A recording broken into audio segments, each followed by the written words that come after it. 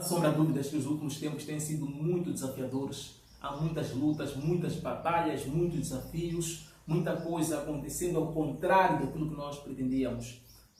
Mas uma palavra de esperança que eu posso transmitir agora é: nunca perdermos fé em Deus. Não importando, portanto, as dificuldades que nós temos estado a passar, não importando as lutas que temos estado a travar em todas as áreas das nossas vidas, em todo lugar.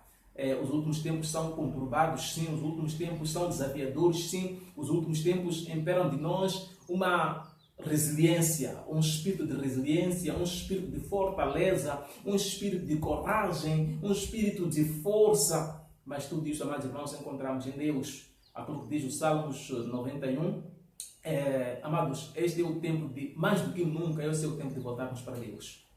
Deus, graças à sua misericórdia, ele tem enorme expectativa de que cada um de nós se arrependa e volte para Ele. Ele está disposto, está pronto a arrepender, a perdoar, não importando os erros. A Bíblia diz que o único erro imperdoável é a blasfêmia contra o Espírito Santo. Não importa, portanto, o erro que tenha cometido, não importa as falhas, até porque nós como humanos somos imperfeitos, nós como humanos somos falhos, nós como humanos somos limitados. E por causa disto mesmo, por causa dessa vulnerabilidade, e por causa dessa natureza carnal, portanto, estamos sujeitos, portanto, aos erros, às falhas, aos pecados. Mas a Bíblia diz que somos justificados pela fé.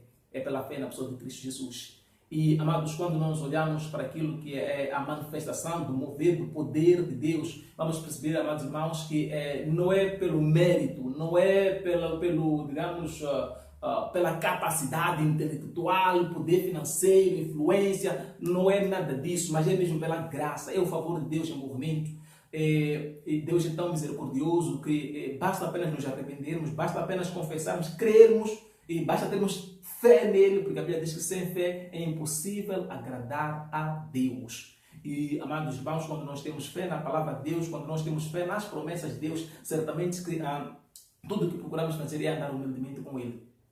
Temor do Senhor é a humildade, segundo Provérbios 22, 4, nos garante honra, nos garante riquezas e vida longa. Verdadeira vida que nós precisamos, efetivamente, nós alcançamos pela fé na pessoa de Deus. E outro aspecto, amado irmão, que eu queria partilhar é em relação a algumas lutas. Nem todas as lutas nós ganhamos enfrentando. Algumas mesmo é uma questão de abandonar, desistir.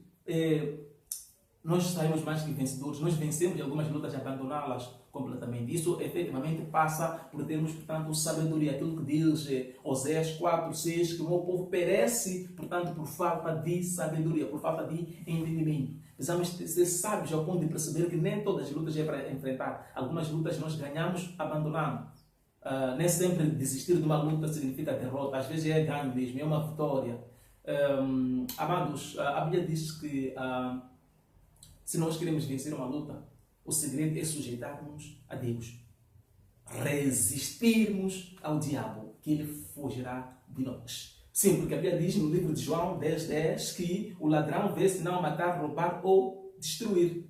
No entanto, Jesus Cristo veio para que tenhamos vida em abundância. Então, há um entendimento segundo o qual nós devemos lutar, nós devemos persistir, nós devemos insistir, mas sabiamente falando, a insistência, a persistência, a luta é mais espiritual do que carnal.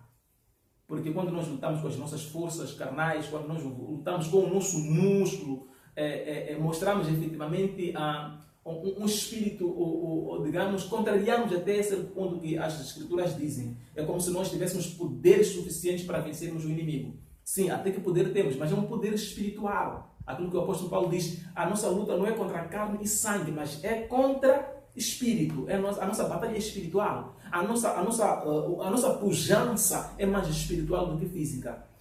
O nosso poder, o poder que nos é conferido é um poder espiritual, para lutar no espírito. Por isso que a Bíblia diz que a vós é dado poder e autoridade para pisar escorpiões, para pisar as serpentes. Mas esse pisar, esta luta, esta vitória é antes espiritual do que física. Aleluia.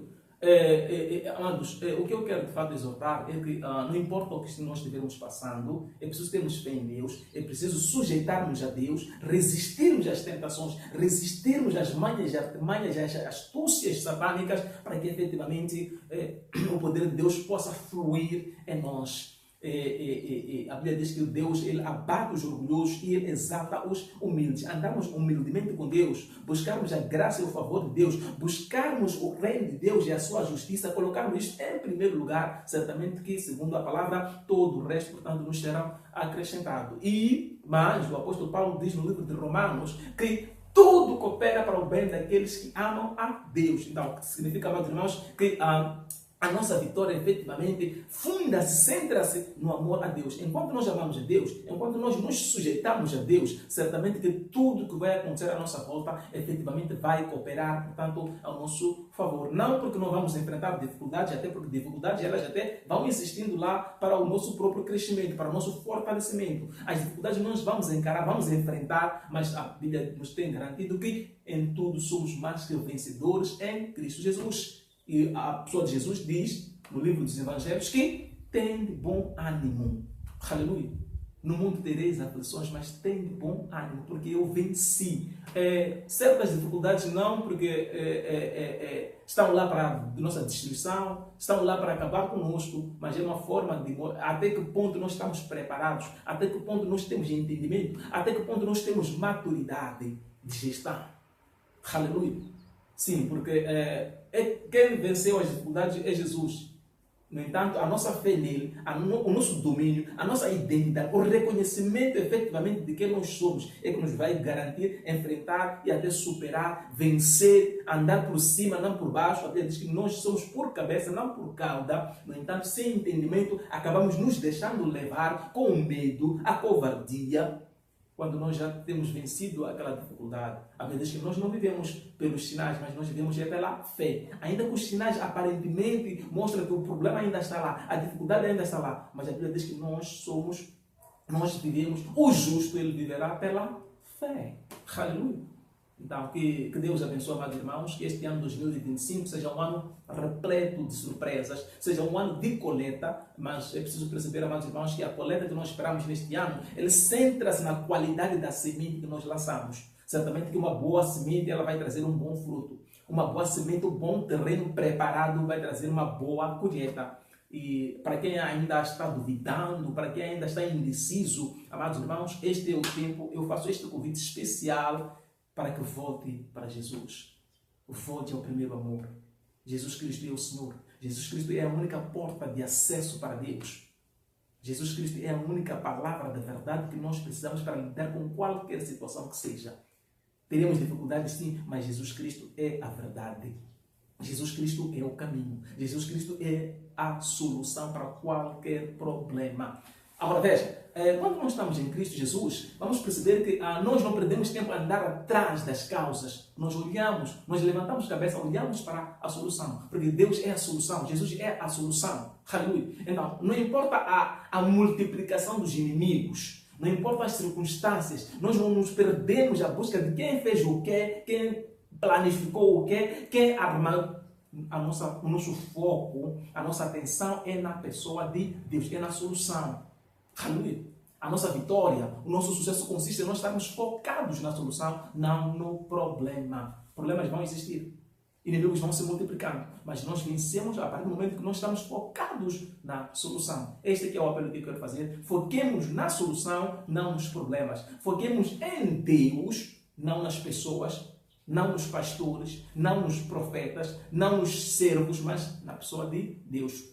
Não importa a sua congregação, não importa a sua igreja, a denominação, mas busque a conexão com a pessoa de Deus. A Bíblia diz que Deus está à procura daqueles que o adoram em espírito e em verdade. Não no fingimento, não um cristão literal, mas um cristão genuíno, um cristão confesso, um cristão com sabedoria, um cristão que se identifica efetivamente com o cristianismo. Aleluia. Que Deus abençoe, em nome do Senhor Jesus.